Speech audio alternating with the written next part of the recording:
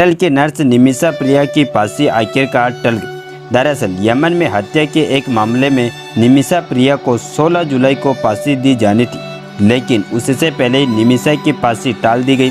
सूत्रों के हवाले से यह जानकारी सामने आई, जिसके बाद से एक नाम काफ़ी चर्चा में, और वो है ग्रैंड मुफ्ती अबू बकर मुस्लियार। कथित तौर पर दावा किया जा रहा है कि इन्हीं की वजह से निमिषा की फांसी टल गई। कौन है ग्रैंड मुफ्ती? यह जानने से पहले आपको बता दें कि निमिषा 2017 से यमन की जेल में बंद है। निमिषा को यमन के नागरिक तलाल अबू मेहंदी की हत्या का दोषी पाया गया था।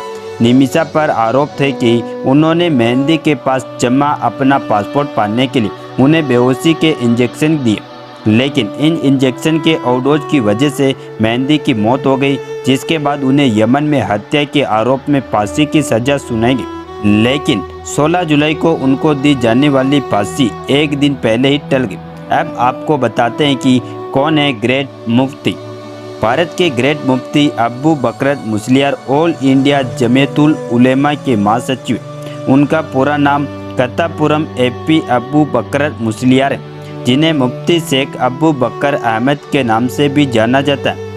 कथित तौर पर कहा जा रहा है कि उन्होंने इस मामले में हस्तक्षेप किया।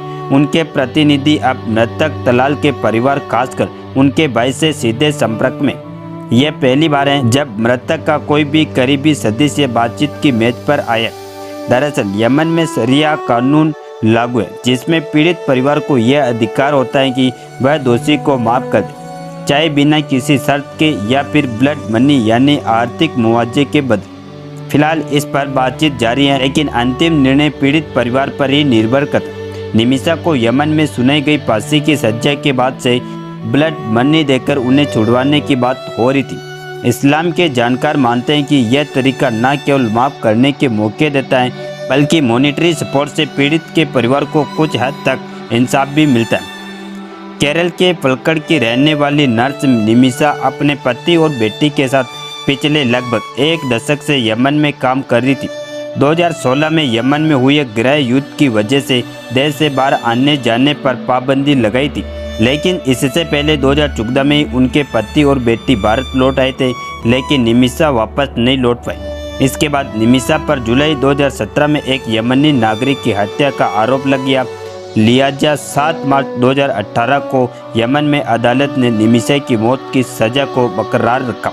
हालांकि मंगलवार को सूत्रों ने निमिषा की फांसी टालने की पुष्टि की। हालांकि जिस यमनी नागरिक की हत्या के मामले में उन्हें सजा मिली है, उसके परिवार ने अब तक माफ़ी देने या ब्लड मनी स्वीकार करने पर सहमति नहीं दी। यह जानकारी सेव निमिषा प्रिया इंटरनेशनल एक्स काउंसिलिंग के सदस्य सैमुअल जेरम भास्कर ने दी, जो 1999 से यमन में रह रही।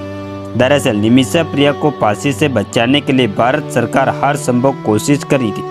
कहा जा रहा था कि मामले की गंभीरता को देखते हुए उन्हें बचाना मुश्किल है, लेकिन फिर फांसी से एक दिन पहले ही खबर आई कि निमिषा प्रिया की फांसी टल गई।